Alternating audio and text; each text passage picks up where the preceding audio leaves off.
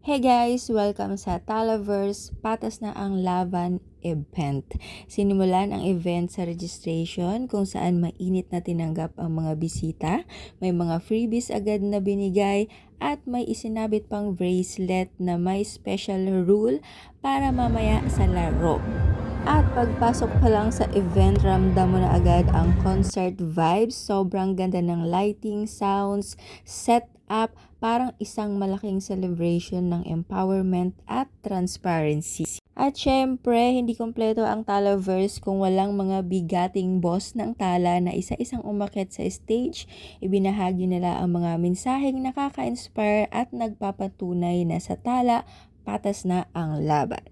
So, eto na nga, ginamit na namin ang bracelet at nag-enjoy din kami sa laro. Shout out sa Team Yellow na muntik ng manalo, and shout out and congratulations sa Team Red na nagwagi. At eto na nga, pinakilala na ang Our Talaverse, Miss Judy Ann Santos Agoncillo.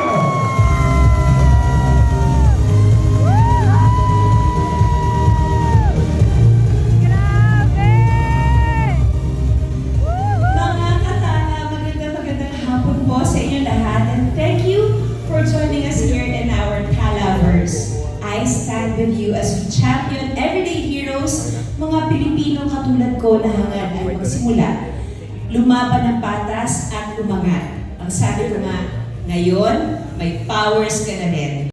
At syempre, nagkaroon din ng Q&A session with Miss Judy Ann at ang galing niya sumagot, parang Miss Universe, may conviction, may puso at very relatable sa lahat ng tala users.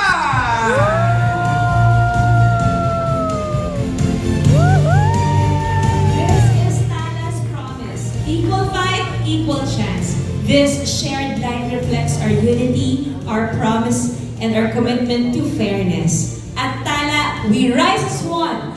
Thank you for being part of this beautiful journey.